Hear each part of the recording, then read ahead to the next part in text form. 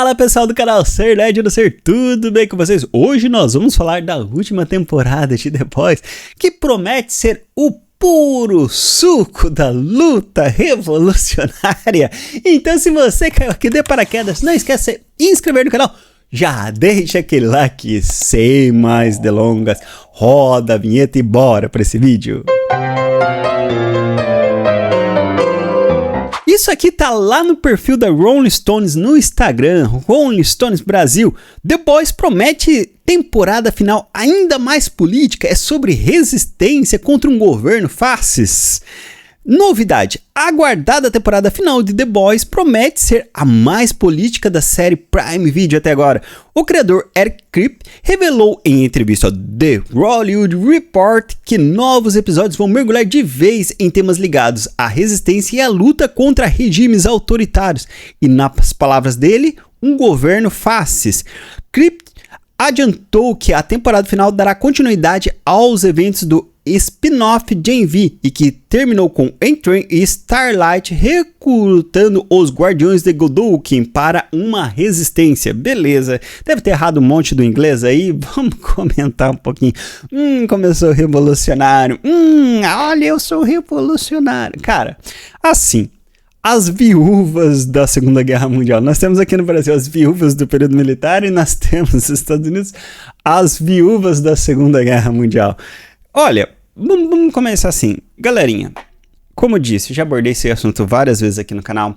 E quando se trata desse período em específico, tanto do nazi quanto do faz, a gente tem um período muito terrível mesmo dentro da história da humanidade.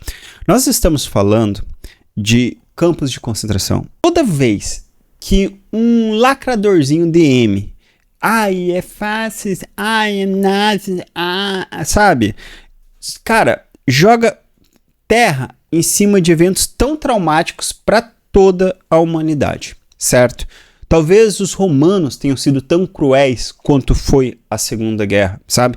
Então, é um negócio assim, que quando um cara desse, por exemplo, o cara fala, ai, é uma luta de resistência contra um governo, não sei das quantas. Velho, se o cara realmente tivesse num governo nazi, o cara nem poderia falar isso. Quem dirá ter uma rede social aberta, um jornal aberto para ele expor a sua opinião? Você tá entendendo?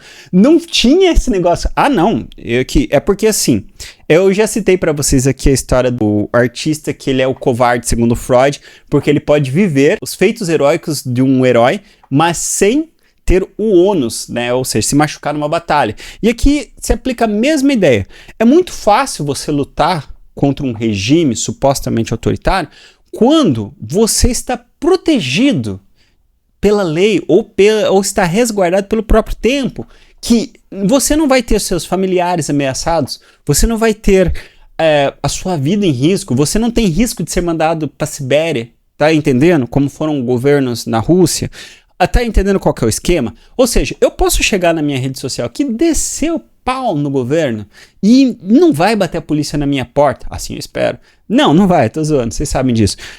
Ele pode chegar num jornal e o jornal ter a liberdade de publicar isso. Vocês acham que nesse período um dono de jornal teria coragem de publicar um negócio desse? Mas nunca teria.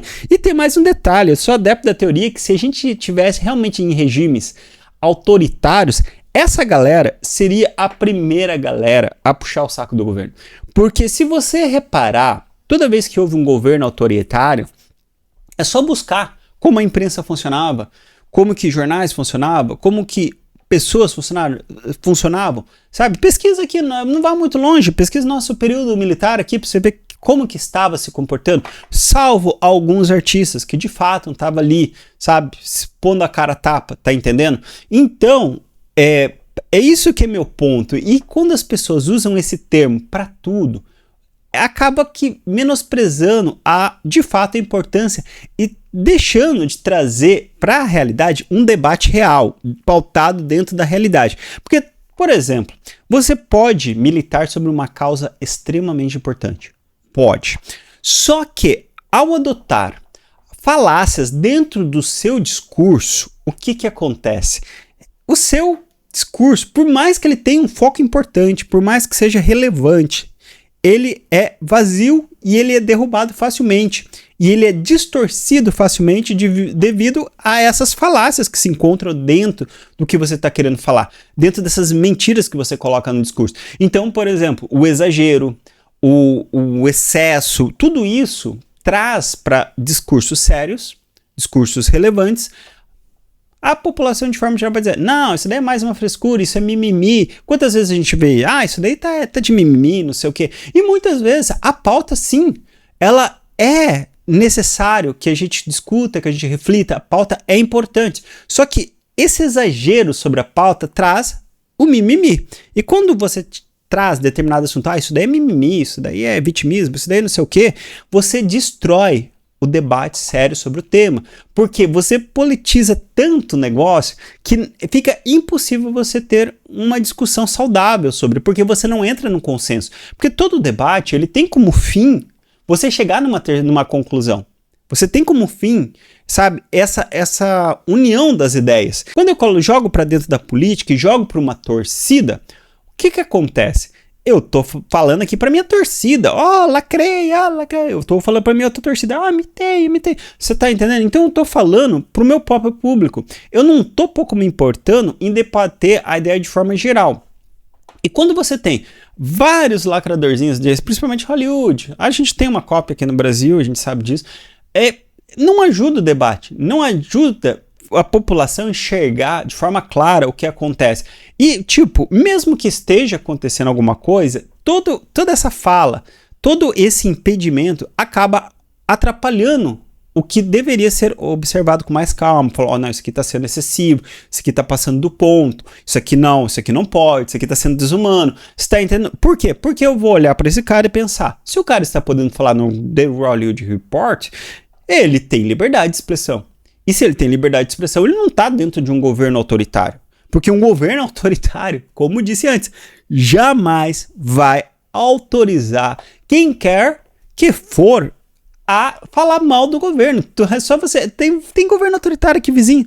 Veja se você pode ir lá e falar mal do governo. Veja esses governos. Consulta aí nesses paizinhos que o pessoal defende muito, os regimes. Veja se você pode chegar lá e falar abertamente mal do governo. E se você falar abertamente mal do governo, veja o que acontece.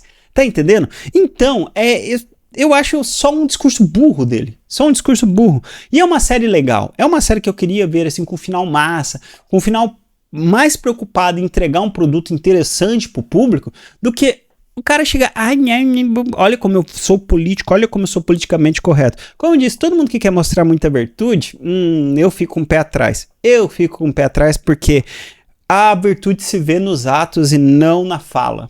O fato é esse. Então, é uma coisa para refletir. É uma coisa pra gente ter cuidado. Então, se você usa muito essas palavras, você assiste aqui o canal e fica, chama qualquer um de fácil, qualquer um de nada, sabe? Cara, sério mesmo, reflita sobre isso. Estude um pouco sobre o que foram esses períodos e veja se realmente a gente vive momentos minimamente similares. A gente não vive.